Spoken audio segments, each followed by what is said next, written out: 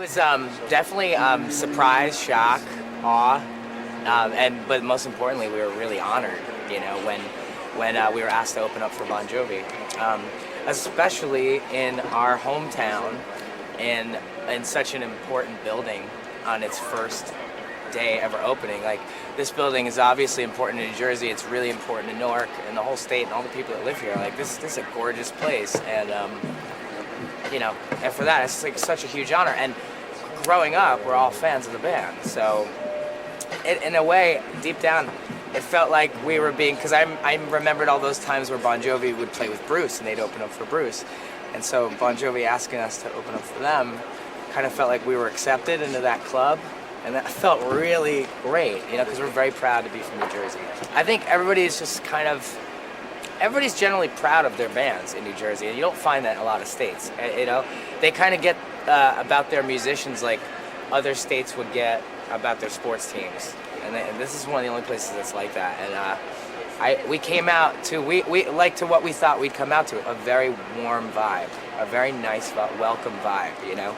We didn't expect anything other than that, and that's what we got. So, All American Rejects, I know that when they got the call, they probably pants, because, growing up, I know for a fact those dudes were all about Bon Jovi and all kinds of other bands of that era, and they've literally infused it into their music very directly. So I know they're probably floating on air, and they're going to be amazing. We were so genuinely excited to get My Chemical Romance on the shows because all of us, but especially me, are huge fans. Huge fans. Yeah. Dig your records. Dig your records. It's a really special record. To work with Cavallo must have been a thrill, but wouldn't have meant anything if you didn't have the material, and you guys just wrote a really unique record. It's really great. Thank you for saying that. I think I told this story last night on stage, and I was in the 3rd grade, and Slipper When Wet came out. I had the vinyl, and I used to play it every day. And there was a girl next to me. She was a redhead, and she had Bon Jovi Rules like scrawled on her notebook. She wrote it with a Z. 3rd grade. And I loved the record. I loved it so much, and I've loved you guys ever since. And I was just, you're from Jersey, and you're just really proud to be from Jersey, and it's because it has great musicians. And, my first concert, for example, was the Boss at. My mom took me to the Boss at the arena, Brendan Byrne Arena back then. The other thing is that our music was very diverse in Jersey. They were open-minded. It was really open-minded. Back even in the Shore, because you guys came well after us, and of course well after the E Street guys. There was such a diverse scene in the late 70s when I came onto the scene down there. You could be in a punk band and a jazz band and a pop band all in the same night, because everybody was just helping each other schlep gear up and down the stage. That's because awesome. The only way you're getting on is to help the guy get your shit off. But it was cool because that's what I think Jersey gave us the chance to experiment with, different sounds and then make them, your own.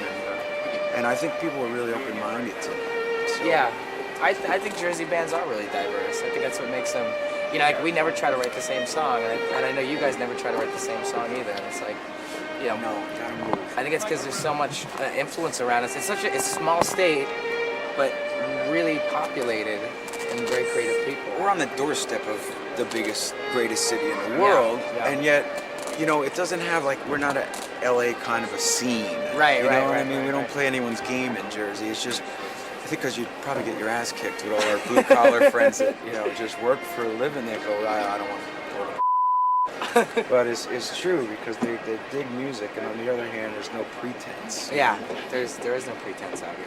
When you guys first started the tour, right? Did you notice that if you said you were from Jersey, everybody would leave you alone? Kind of like they thought you were all criminals? Because that's what happened to us. So it was really good being from Jersey. Anywhere in the world that you went, they thought you just got out of jail. Yeah, and it was awesome. Well, it's because of the Sopranos. Yeah, probably because of that. We just didn't get any kind of cool because we weren't LA, in this late 70s when it was Van Halen coming out of LA and Journey coming out of Frisco. It wasn't a California band. Right. And so there was nothing for us to try to keep up with. We didn't try to pretend to be any of those kind of guys. Right, completely. Yeah, there's no pretense, and it wasn't cool to be from Jersey. It was No. like really cool to be an LA, trashy LA band. It was really cool to be from a lot of different places. Really cool to be from Seattle for a Yeah. while.